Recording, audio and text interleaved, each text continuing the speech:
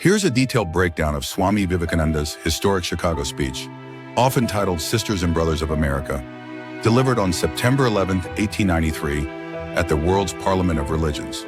Swami Vivekananda began his speech with the now legendary salutation, Sisters and Brothers of America, which immediately drew a thunderous 2-minute-long applause from the audience.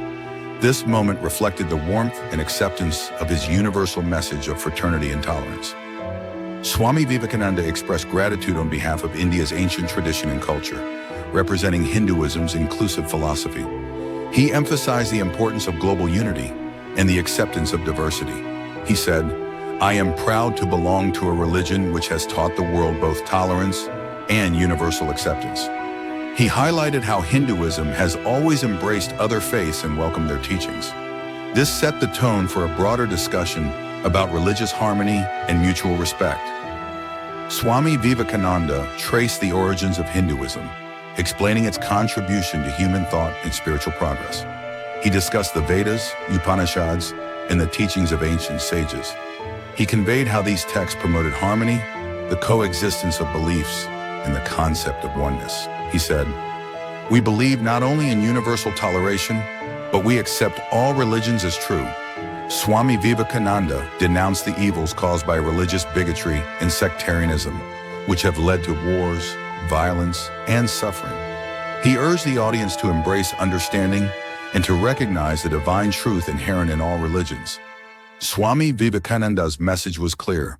Humanity must focus on commonalities rather than differences. Using India's example, he explained how a country with diverse languages, faiths, and cultures could coexist harmoniously. He referenced the ancient Indian concept of Vasudhaiva Kutumbakam, the world is one family, to illustrate this idea. He also encouraged the audience to rise above narrow identities and work toward universal welfare.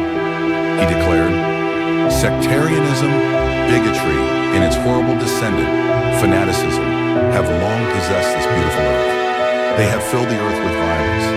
Had it not been for these horrible demons, human society would be far more advanced than it is now." Swami Vivekananda emphasized India's role as a beacon of spirituality where seekers from around the world could find peace and enlightenment. He described the rich spiritual legacy of saints like Buddha, Shankaracharya, and Chaitanya Mahaprabhu, who spread messages of love and truth. He said, "From the very cradle of time, India has been sending out gifts of wisdom, peace, and love." Toward the end of his speech, Swami Vivekananda expressed hope that this gathering of religious leaders in Chicago would mark the beginning of greater understanding and cooperation among different faiths. He envisioned a future where religion would no longer divide people, but bring them together. He concluded, "The Parliament of Religions has proved to the world that holiness, purity, and charity are not the exclusive possessions of any church in the world, and that every system has produced men and women of the most exalted character."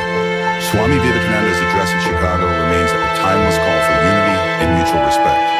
It resonated deeply not only in America, but worldwide, placing India on the global stage as a spiritual leader. His words continue to inspire movements toward universal brotherhood and religious tolerance.